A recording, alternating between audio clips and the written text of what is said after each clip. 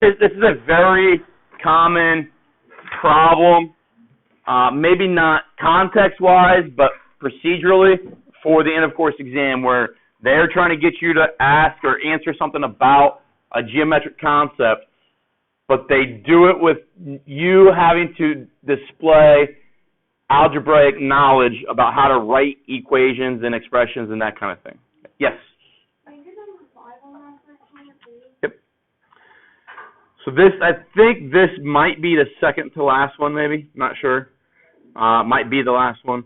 But it says the perimeter of parallelogram ABCD. The one thing about naming polygons, guys, is the way that it's structured here in the name is how you've got to go from consecutive vertex all the way around. So it doesn't matter where you start, okay, what you want vertex A to be. Maybe vertex A will be that one right there, okay? Now I need to either make B that one or I make B that one. Does that make sense? B cannot be that one because it's not consecutive as it is in the name. Is it okay with everybody? Okay. So I'm just going to let's go counterclockwise. So let's put B there, and then this one here would be C, and then that one would be D. All right, and that's the pattern that we use. It was never an issue with triangles because you only had three sides, and you couldn't make a mistake doing it with three letters. But with 4 or 5 or 6, you have to abide by that structure. Okay, if they're not, and here's the idea: if like I flip-flop them and put maybe B there and C there, okay, AB is now no longer a side, but AB is now a diagonal. Does that make sense? And that's bad. Okay, that's a problem. So B and then C. All right, so perimeter. What is perimeter? Distance around the outside. So it's starting at A, and it'd be that distance plus that distance plus that distance plus that distance. Okay? And they tell me that AD is 5 more than twice AB. Okay? Do you know what AB is? Let me give you this idea. Let's say that Mr. Fay is 20 years older than Hunter. Who do you know more about? My age or Hunter's age? Who did I give you more info on when I said Mr. Fay is 20 years older than Hunter? Don't you know more about me? Does that make sense? You know nothing about Hunter, okay? But you know that I am 20 more. You have more concrete data about me. So in that instance, the thing that you know least amount about, you let be your variable, your simplest variable. So Hunter's age would be X, and my age would be 20 plus X. Does that make sense? Okay. So up there, what distance do you know most about? It says AD is 5 more than twice AB. I tell you a lot about A to D, don't I? You know nothing about A to B. Okay?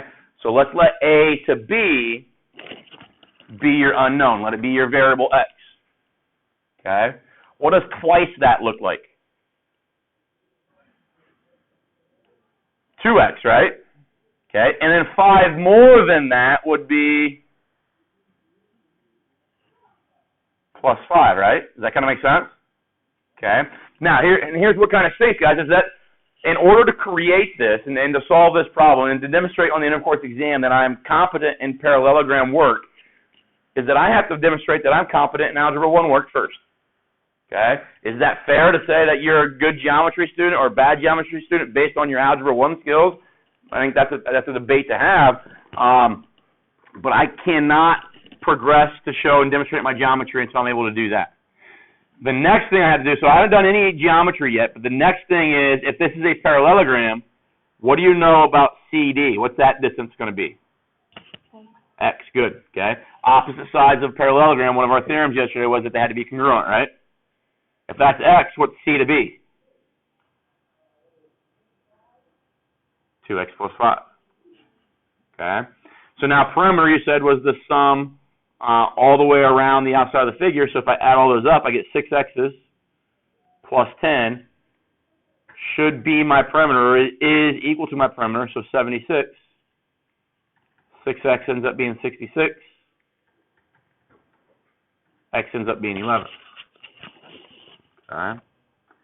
Make sure that on your end of course exam, because we're getting closer and closer to that date, guys. So you're going to hear me say end of course exam more and more and more. I can't wait till that day is over so I can stop saying end of course exam.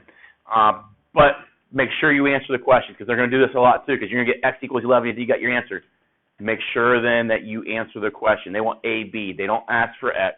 They ask for A, B. Now, in this situation, they are the same value, okay, so it is 11, but on the end of course exam, they'll probably maybe ask for CB, okay, which you would then put in that 11 and get 27 out, right?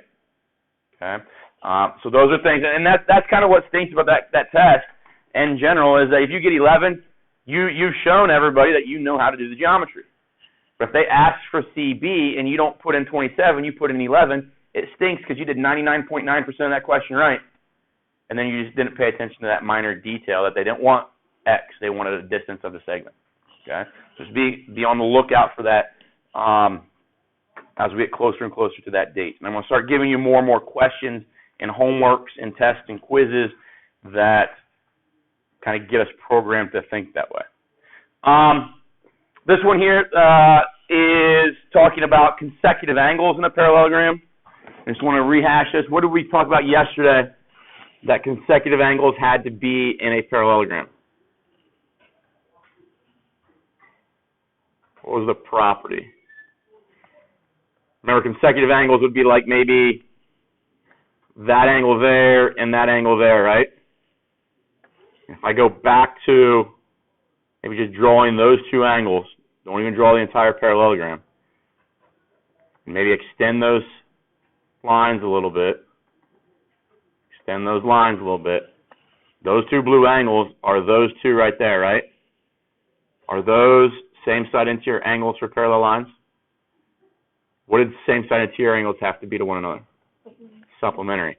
So it's the same thing. So my hope is that we're seeing here is that this is essentially a problem that we did and we mastered and we did really well on collectively as a class in Chapter 3. They're just now kind of capping that top of those lines off with another segment. Okay? So it's the exact same problem. So what do I do with these two numbers or these two expressions then to solve for A? Yep, add them up. Set them equal to 180. Okay? I don't want, because it is time consuming to kind of go through and finish off this algebra on these.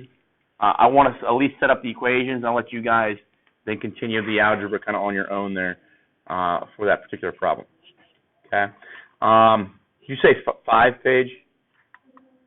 Okay. Let's see here. Test.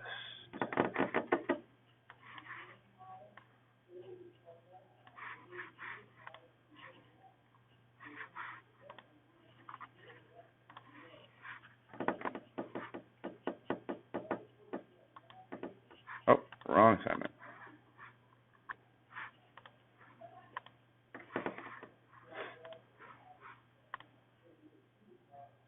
Okay, that's a good question too.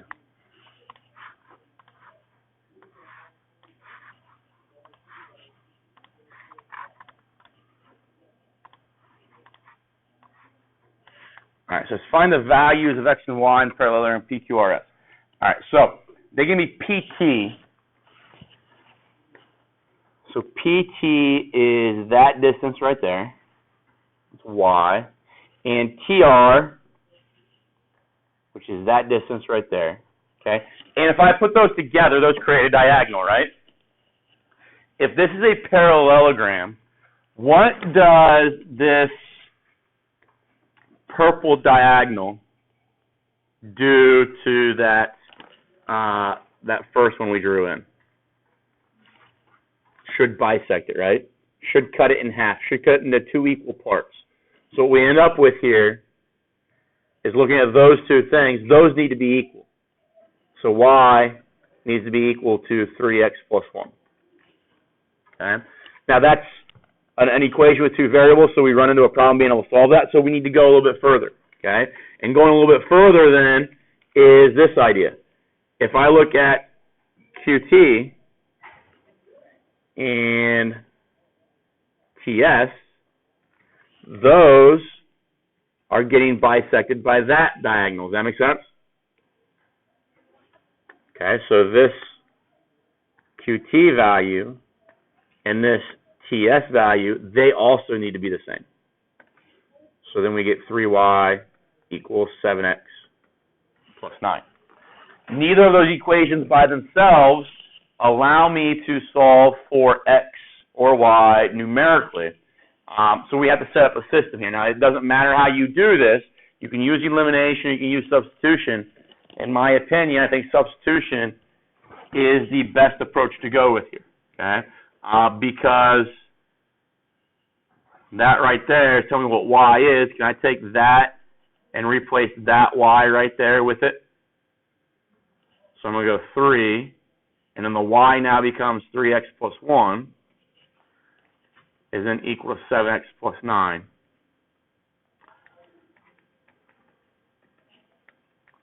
Distribute my 3, subtract 7x, and I'll subtract 3 at the same time. So we get 2x equals 6. X then ends up being 3. So now if x is 3, we want to figure out what y is. So y will be 3 times x being 3 plus 1. So y is 10. That kind of makes sense? You can do it other ways. You can, I know some people prefer, let's say I've got y, I'm going to write it as y. And I don't know if you guys ever talked about this in Algebra 1 last year. You know, and when we do systems equations, try to use elimination, we like to put, I'm just going to use A, B, and C here. A, x plus by equals C, and then like dx plus ey equals f. We like these are called standard form, right? You guys remember hearing that phrase? Okay. We like that setup, but it doesn't have to be that way. All you have to do is make sure when you're doing your systems of equations using elimination, you just have to make sure that your y's and x's and constants line up. So if I want to leave them this way, I can. I go 3y, okay, and then 7x plus 9. See, it's a little bit different than the standard form, right? I just got to make sure that my y's are lined up on top of one another. My equal signs are in the same spot. My x's line up, and my constants line up. Now, would it make sense to multiply this top one by -3? And that's going to give me then this one to be -9 minus 3 goes -9x minus 3. Now, when I add straight down, you get 0 y's, you get -2x, and you get a positive 6, right? If I solve that for x, I got to add 2x to both sides. And I get 2x equals 6. X is still 3, right? Okay. And that I think doing things that way, that's the way I approach them, is I'm not going to waste a whole lot of time trying to get into the format that they said last year in Algebra 1 that I had to abide by, because if I'm going to do that, converting both of these into standard form might be time consuming, right? Where just lining them up like this, basically this situation right here, when I add 2x to both sides, actually takes the place of converting these both into standard form. I just think that's a good rule or good concept to recognize, is that as long as things are stacked correctly on top of one another, it doesn't matter in regards to solving the equation. Okay?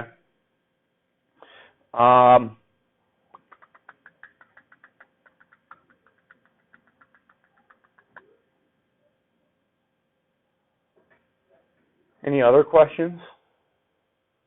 If you guys haven't finished that, make sure that if you do come across questions tomorrow or tonight, as you're doing it, we verbalize those tomorrow. We can talk about them tomorrow.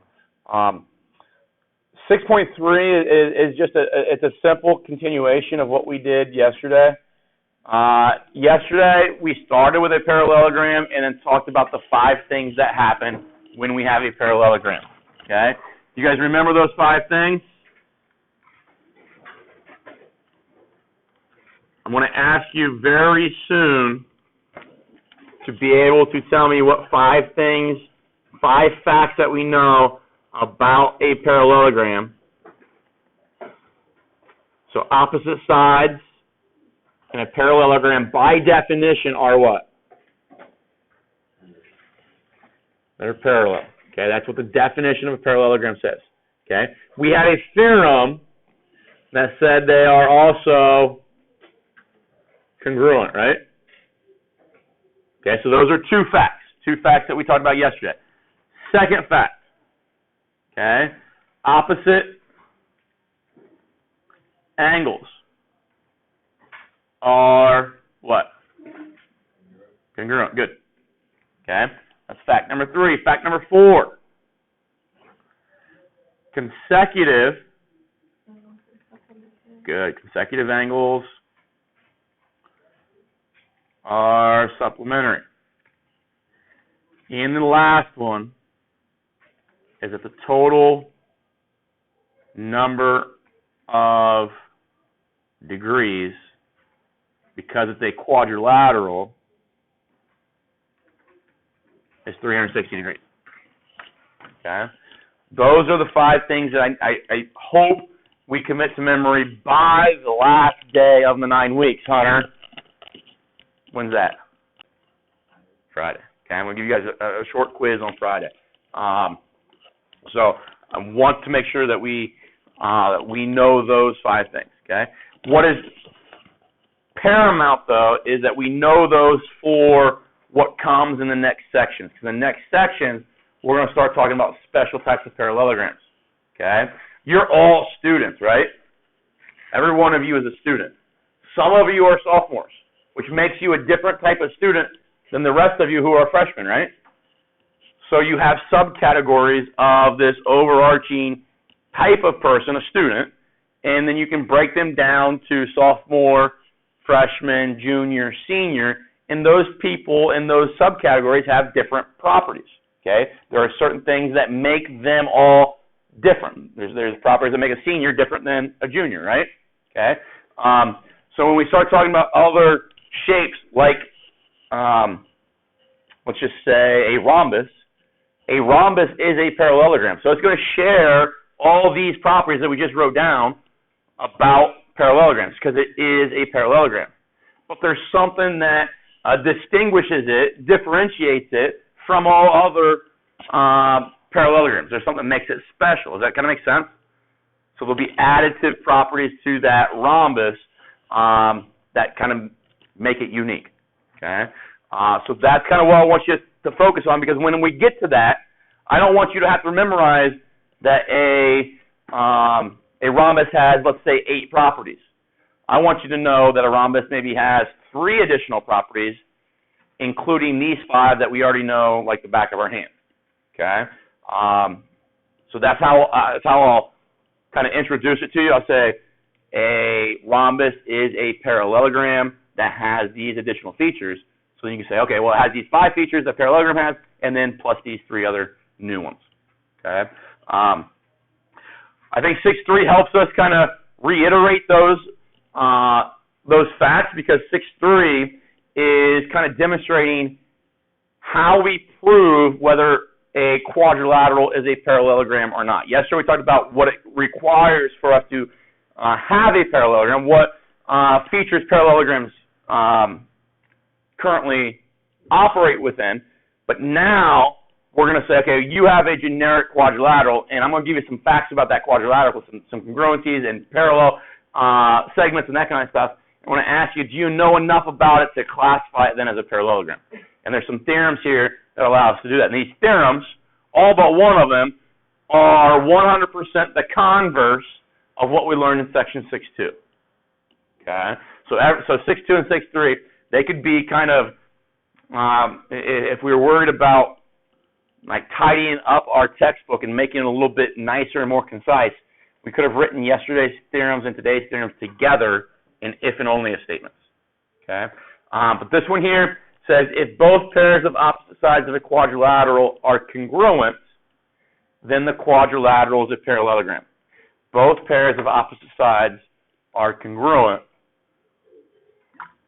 then the quadrilateral is a parallelogram.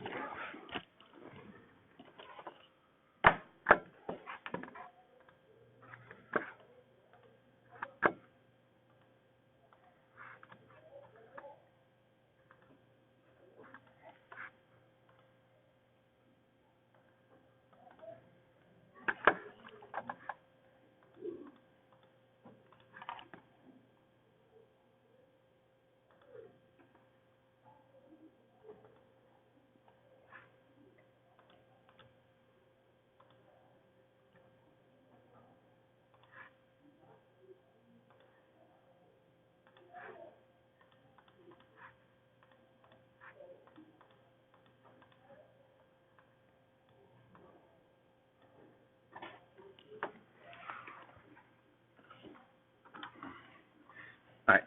To kind of demonstrate what this is kind of doing or what we're seeing here is I'm going to start with these two sides of a parallelogram. Okay? These two sides, we're seeing the black one right here is 8.49 and the red one is 8.25 in regards to length. Okay? If I want the opposite, so the opposite side of this red one is going to be kind of over here. Does that make sense? Okay? Now, what I want us to all understand, and hopefully we know this, we have talked about this in the past. If I want to find the length of this red one, okay, isn't that red one the hypotenuse of that right triangle right there? So that distance there squared plus that distance there squared will equal this distance here squared, right? Okay? And that's kind of analogous to our rise over run if I go from A to C, right? This distance is the change in your Y, this distance is the change in your X. So if I come over here to B and I do the same change, okay, so I'm going to go down 4 blocks. So 1, 2, 3, 4, and then over 2, I should get that segment right there. Does that make sense to everybody? So that blue segment, I'm going to make it red now, and I'm going to actually get rid of these two. Are those two segments now congruent? Guys agree with that? Okay. Now I'm going to connect it then with those two. So those two are congruent. Okay. Now, because of the structure and the way that I made those red ones, you might have said, well, yeah, he went from A to C, which was a rise over run. And he went down 8 and over 2. So I got a slope there of what? -4, okay, for that red one. And then to get B and E, I did the same thing. So you might be able to justify, well, yeah, A to C and B to E, those red lines are parallel. We know that. But that's not enough to make this a parallelogram because we need to know that the black ones are parallel as well, right? Okay. So what I'm going to do here is I'm just going to create this line here for A to B and this line from C to E. It's the quickest way for me to get the slopes of those two lines in GeoGebra. If I look at these and put it in Y equals MX plus B form, are the black lines, do they have the same slope? That makes sense? So if the black lines have the same slope, then any portion of those lines are going to have the same slope. So these two are parallel, and these two are parallel, so this thing meets the definition of parallelogram. So how did that happen? All we were worried about is making sure that that distance there and that distance there were the same, and that distance there and that distance there were the same. They were both 8.49 and 8.25 respectively. And that then guarantees that both sets of opposite sides are parallel. Okay? Now, that's kind of a visual way of kind of analyzing that. I want to prove this with you. So take a minute and write that information down. The top, the given, all it's saying is that you're going to start with a quadrilateral with opposite sides congruent. So that's the if part of that first theorem. The then part says then your quadrilateral is a parallelogram, and then obviously that's what we're trying to prove in our proven statement. This is not 100% the reverse of the proof we did yesterday, because yesterday to prove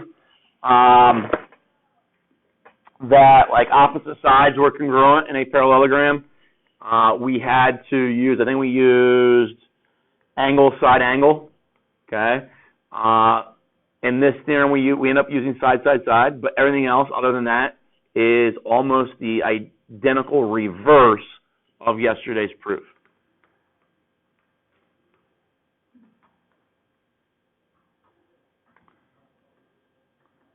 But everything we learn is due to triangles, and that's something to think about as we progress through the rest of the course. If you're doing a proof and you're uncertain about what to do, kind of a default thing to do is say, okay, well, let's see if we can get triangles in here somehow, and that will probably 95% of the time in geometry be the route to get you what you need. The given is telling us that that segment and that segment are congruent. That segment and that segment are congruent, correct? Okay, so if that's the case, we've got two sides of the top triangle congruent to two sides of the bottom triangle. Now, I've already put that auxiliary line in there, that diagonal QS. So we're going to kind of skip that in regards to writing it as a statement. But what do you know about QS in regards to two triangles that are up there?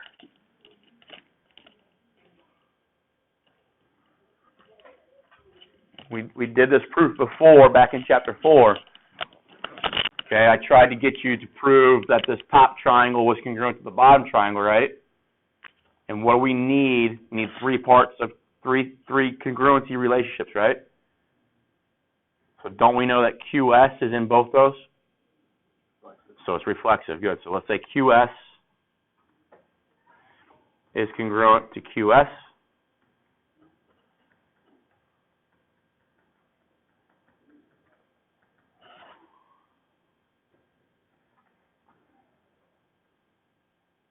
And now, since we've got three parts in the top triangle congruent to three parts in the bottom one, we have triangles congruent. So TSQ is congruent to, we went from T to S to Q, so I gotta go RQS. And what's my reason? Why? What was the orientation of these parts that we said were congruent? They're all sides, aren't they? There's side, side, side there. Does that make sense? Okay. Remember yesterday that the definition of a parallel, and this is something that I think some people struggle with. If I'm going to classify this shape as a parallelogram, I can only classify it as a parallelogram if I'm aware of what the definition of a parallelogram is. Does that make sense? And then that quadrilateral has to have those features that are explained inside that definition. Okay? So you'll hear me say a lot of times, does it satisfy the definition? Does it have the components that the definition requires? So the definition of a parallelogram says it's a quadrilateral. We've got that. We know that's true. In which both pairs of opposite sides are what? The parallelogram. Both pairs of opposite sides have to be parallel. Okay. So that's where we need to go with this. We need that to show up in order for us to classify it. Okay? If I want to classify you as a senior, I need to be able to tell and determine about you that you have the correct amount of credits, that you're the correct age, that kind of thing, right? Okay? So if I want to say something's a parallelogram, I've got to make sure that I've got the needed criteria to do that. So we need parallel lines. So if you remember things about parallel lines, in order to prove that lines are parallel, we need to focus on transversals, and we need to look at certain angles being congruent. Okay? And that's, if you're stuck with this and not certain about what to do or where to go, if I look at this entire picture that they started me with, there's some stuff notation-wise in this picture that we haven't used. We haven't talked about 1, 2, 3, or 4 yet, right? They're only going to add stuff at the beginning of a picture if you're going to need it. Does that kind of make sense? If I didn't need those things, they wouldn't put 1, 2, 3, and 4 in there. Okay. But if I look at that line right there, that transversal, and that parallel line right there, would you be able to tell me what kind of angles 1 and 2 are? What kind of angles are 1 and 2 for just the purple line?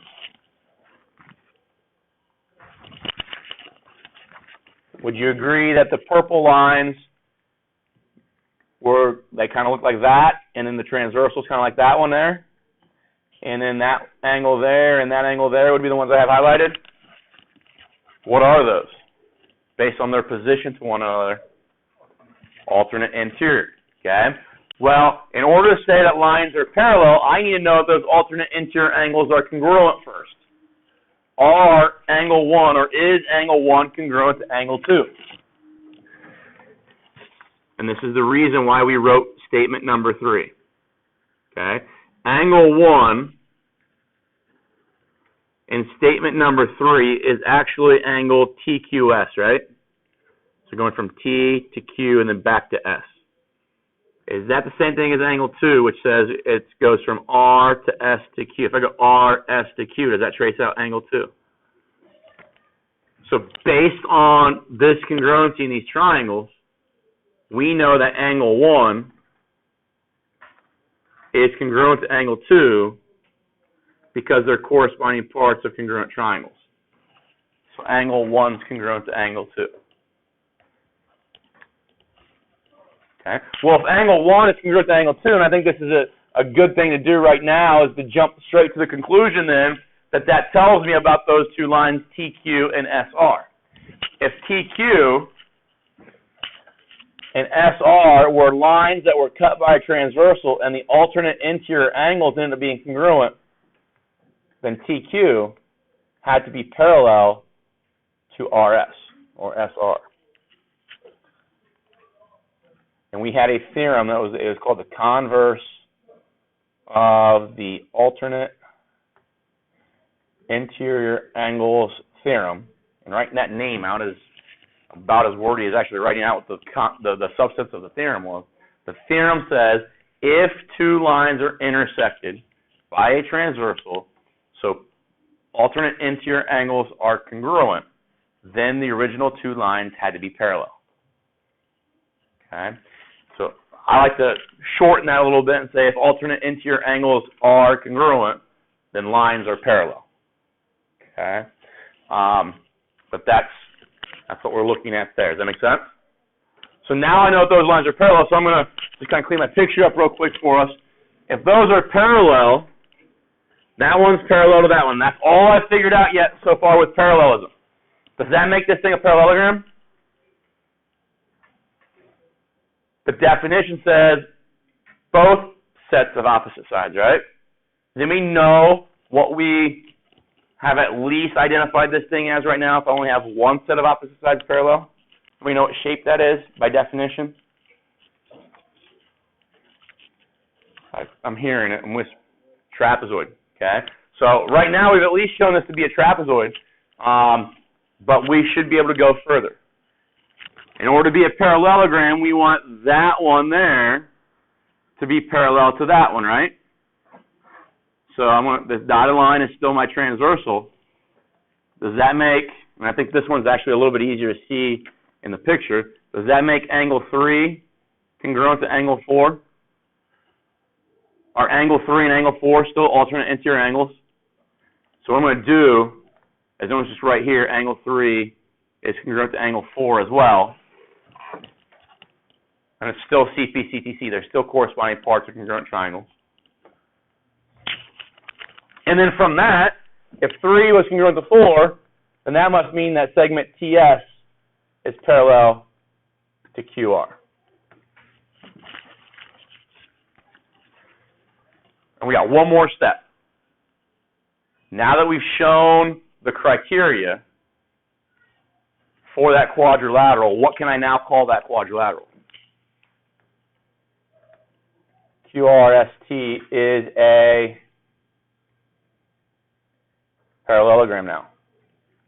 And the reason, whenever I classify something, whenever I say this thing is this because of the definition. Does that make sense? I can only call you a sophomore or a freshman because I know the definitions of a sophomore or a freshman, right? I can only call this thing a parallelogram because I know what the definition of parallelogram is. Okay?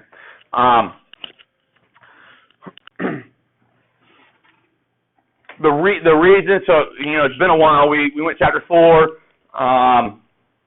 went real heavy in proofs in chapter 4, chapter 5. We took a break from proofs. Chapter 6 are coming back throughout the rest of the year. And eventually we get to, like, chapters 9, 10, 11. We'll be done with proofs, okay? But they are, I think, periodically we should bring them back into our process. For the mere fact that they're on the end of course exam, okay? And, if we talked about them in October and November, and then we take the end of course exam May 1st or April 30th or whatever date it is, that gap of time between is going to be a problem for you, okay? So I want to try to expose us to these things periodically so that they come back to us. I don't want to, though, because I understand our issues with proofs. I don't want to drill you every single day with proofs on top of proofs on top of proofs, because that's painful. Okay? That's the way my geometry high school experience was, and it sucked. So I'm not going to do that to you. But we have to be able to solve some proofs. Does that make sense, everybody? So we have to have our definitions. We have to have our theorems and all that kind of stuff fresh, even if they're, we were using some stuff there from, like I said, like November and October. All right, it's just the nature of the beast. This one here is nice because, and it's not a converse of anything we talked about yesterday. Yesterday, this theorem did not show up. This is completely new. It says if one pair of opposite sides of a quadrilateral are both congruent and parallel, then the quadrilateral is a parallelogram. If one pair of opposite sides of a quadrilateral are both congruent and parallel, then the quadrilateral is a parallelogram. Okay?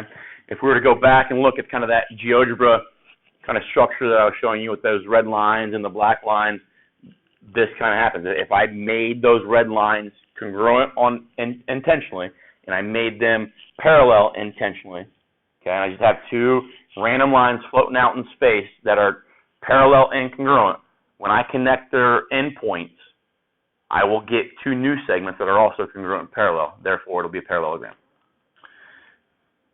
Okay, it's a nice theorem to have. When we get to, and I'll show you an example of this here in a little bit, towards the end of the period, we'll do some coordinate geometry stuff, and this is occasionally a nice theorem to have with those things.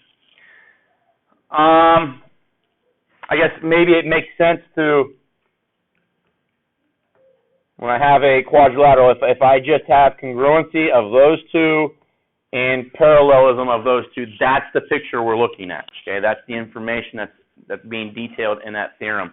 Now it could be the same with the top and the bottom or whatever, but if I have that and that alone, you'll have a parallelogram. Okay, what I do on some assignments within this course in this chapter is I'll give you like 10 pictures of quadrilaterals, and I'll put markings in the angles on the sides with congruence and parallelism, and I'll ask you, based on these markings, do you have enough to say that this thing is a parallelogram? Okay? So if I gave you those markings, you say absolutely because of this theorem. But if I gave you something like this, and I say those are parallel and these two are congruent, okay, that is not enough to say that we have a parallelogram. Does that make sense? None of our theorems or definitions match up to saying one side congruent and the other set of sides parallel. That doesn't make a parallelogram. Does that make sense? Okay. Because this side here, if you think about it, this side here could actually be the same length if it was pointing this direction. Does that make sense? Okay, so I could have, that distance and that distance be the same. So overall, my quadrilateral would actually be what we call an isosceles trapezoid. Okay, so that's kind of what we'll get into, and we'll see plenty of those before I test or quiz you over them. This one here says that both pairs of opposite angles of a quadrilateral are congruent, then the quadrilateral is a parallelogram. Opposite angles congruent. We have a parallelogram. The converse of yesterday's theorem. Picture-wise, we're looking at this. What I need us to understand when we read that, it doesn't say that all four angles are the same. It's just saying that bottom left, bottom left, top right are the same amount, and then top left, bottom right are the same amount. Okay. Could all four of them be the same?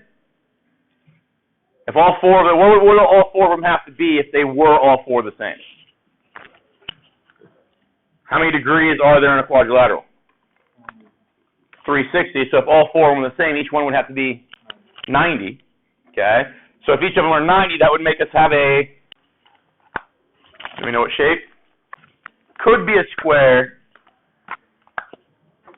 but bare minimum it's going to be a rectangle. Okay. And rectangles are parallelograms. So there are situations where all four could be the same, but in general, just these two have to be the same. And if they're both 90, then great, they're the same. And these two have to be the same. And if they're both 90, then great, they're both still the same. Does that make sense? Okay.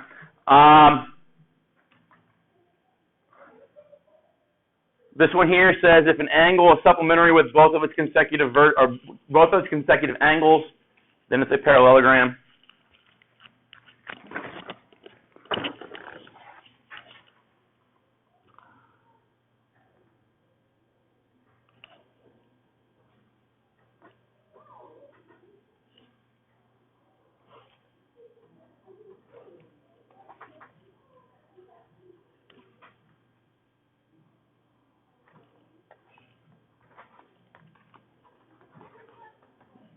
Identify an angle up there that would be consecutive to A.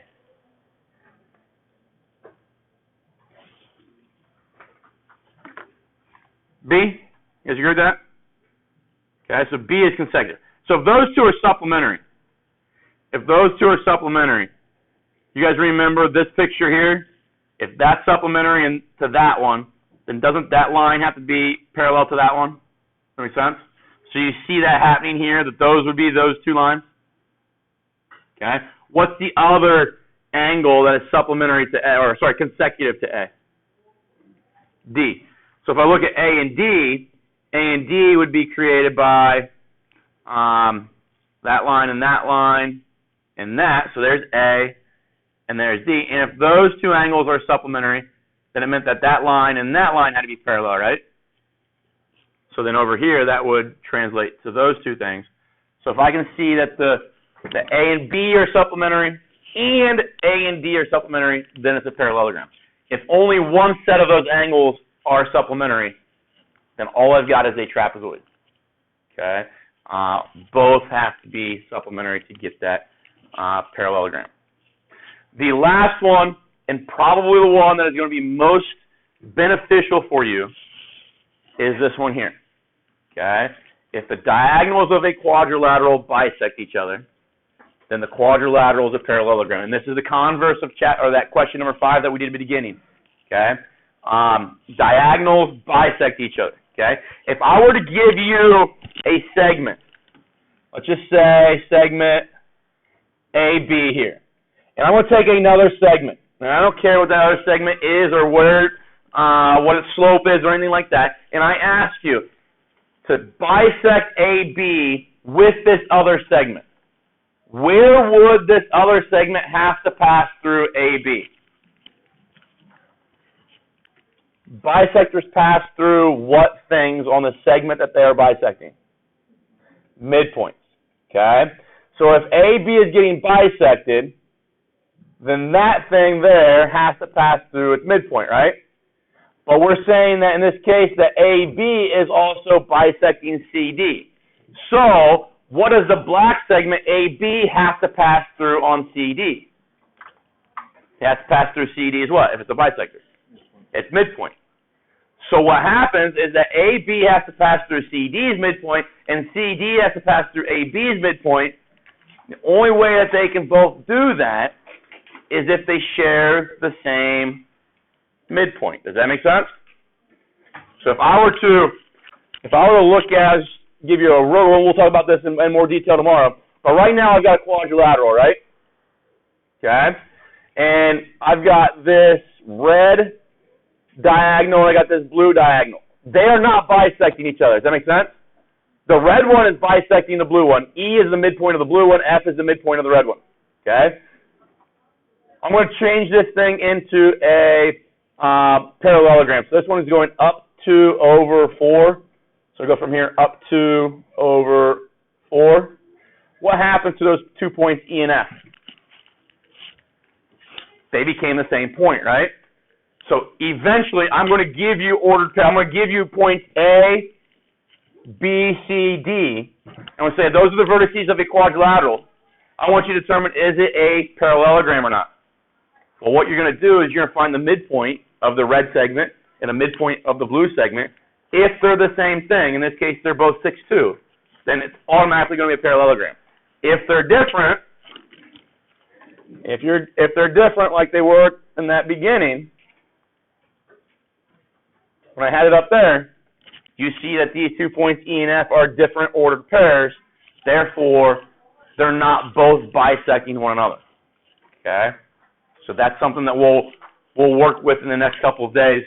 What we get from today is that the converse of everything that we already knew is also true. Okay? And then that's a nice thing about mathematics. When we can find converses that are true, it's very, very beneficial for us. Okay? I have opened up 6-3. Make sure you finish up 6-2 if you haven't done that by this evening. And then we'll talk about anything you have concerns over with 6-3 tomorrow. Okay? Reminder, I will be giving you a quiz on Friday. Make sure you know your vocabulary from 6-1 and 6-2 and 6-3. Okay?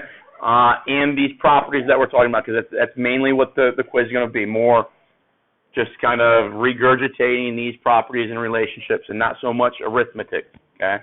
So just kind of keep that in mind for Friday. Shortened period on Friday, so I will make sure that it's something we can do in a half hour.